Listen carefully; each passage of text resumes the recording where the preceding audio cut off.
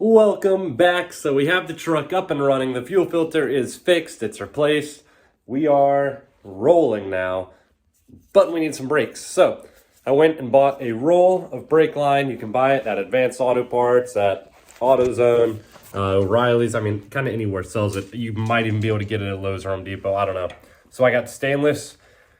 It's a 25-foot roll, 1/4 inch. And I got some nuts and couplings because this is kind of like a quick repair job. It's not a full repair job. So I'm using the 1/4 inch flared nuts. Now, if you don't have a flare tool, I don't think they're that expensive. So this is what a flare tool looks like. You have your different sizes of your lines that you use. Sorry, I have like a cold or allergies or something. Now what you do is it'll end up looking like this. You can see the flare on the end. This is the nut. Make sure you slide the nut on first. So once you have the piece cut to where you want it, you're going to stick this through whatever size you need. With a 1/4 inch one is this one right here. And you can kind of see how there's a little bevel inside of that tool there. So you're going to stick this out flush with the face of this metal, not like inside the bevel. Then you'll put this little clamp around it, and as you tighten it in, this little cone shape will push your tube out into that little bevel there, and that's what makes your flange on there. And like I said, you want to make sure you have the nut on the tool on your line first, or else it will be a pain in the butt to get on there because you won't be able to, because it'll stop it from rolling forward. If it'll focus, there we go. So it's not hard. And then the other tool that is nice to have, you don't have to have it, is a simple tubing bender. They're not expensive. These you can buy at Lowe's or Home Depot in like the plumbing department. I don't even know if they sell them at auto parts stores. And you really don't have to have it. I am a plumber, so I have one. If you know somebody who's a plumber, an HVAC guy, they probably have one. They might have a flare tool also. So that might be your better route to go if you don't want to buy it. So I had a split in the line where it actually broke. It wasn't even split. This chunk right here came out.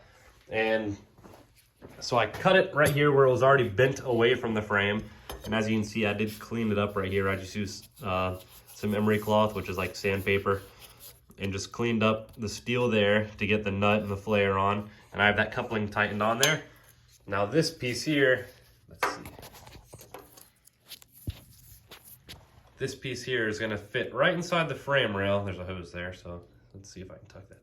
It'll fit right inside the frame rail, and that nut will screw into the coupling over there. And there's a bracket inside the frame there that will hold this. And then this out here is gonna bend down, and it'll fit right through this little hole right here. I just have this holding up the brake line right now, just so it's not sitting on the ground where it's dirty. So that's essentially gonna look like that, and this will bend down into that hole, into this hose here.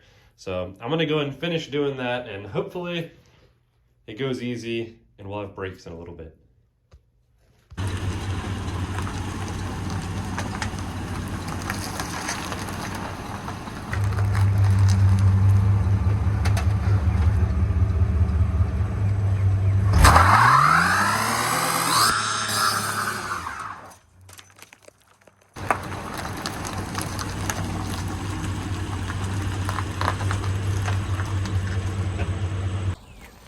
I may have lost my voice, but that does not mean we can't have a good time. Cheese! And a messy garage. So you having fun with that, Laura? So we have the brake line fixed. I still need to bleed it out a little better. I was gonna wait till Maggie get home just so I can have somebody press on the pedal for me. Got the fuel pump fixed. The truck is running. I still need, yeah, it is.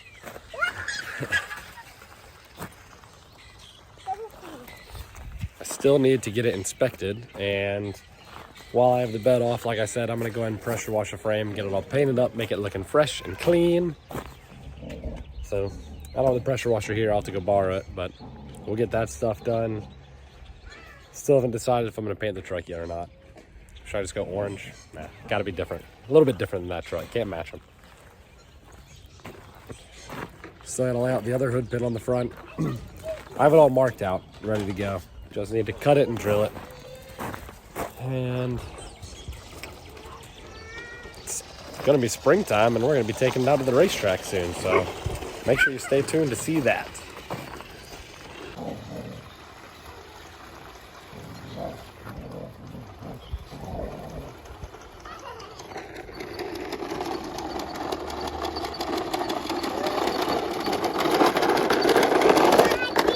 Ellie. Right. Beep, beep.